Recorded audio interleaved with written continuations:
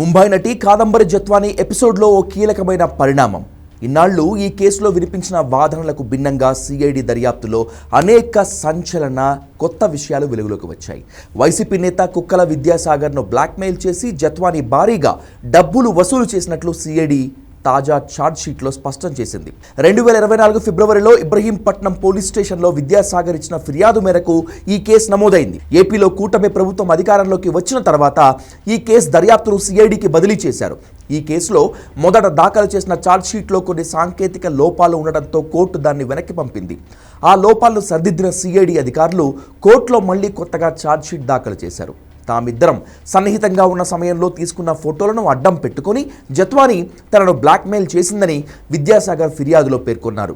అత్యాచారం కేసు నమోదు చేయిస్తానని ఆమె బెదిరించడంతో పరువు కాపాడుకునేందుకు ఆమె అడిగినప్పుడల్లా డబ్బులు పంపించినట్లు ఆయన చెప్పుకొచ్చారు. జత్వానీ బ్లాక్మెయిల్ చేసిందని చెప్పేందుకు కావాల్సిన పక్కా సాంకేతిక ఆధారాలను సిఐడి సేకరించింది.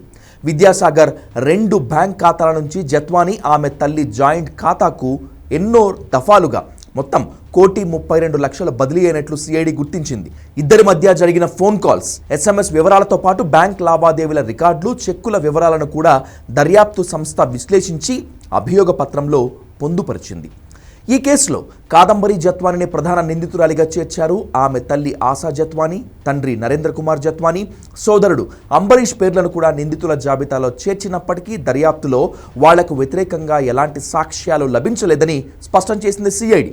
అయితే తదుపరి దర్యాప్తులో వారి ప్రమేయంపై ఏవైనా ఆధారాలు దొరికితే సప్లిమెంటరీ ఛార్జ్షీట్ దాఖలు చేస్తామంటున్నారు సిఐడి అధికారులు. గతంలో ఈ కేసు విషయంలో నడిచిన డ్రామా అంతా ఇంతా కాదు. ఈ కేసులో ఏకంగా ఐపీఎస్ ఆఫీసర్లు సస్పెన్షన్కు గురయ్యారు.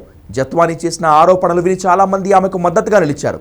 తనను పోలీసులు గత ప్రభుత్వం అక్రమంగా వేధించారని జత్వానీ చేసిన ఆరోపణలకు పెద్ద ఎత్తున మద్దతు లభించిందని చెప్పుకోవాలి. కానీ ఇప్పుడు ఈ కేసులో రివర్స్ కోణం బయటపడటం పెను సంచలనంగా మారింది.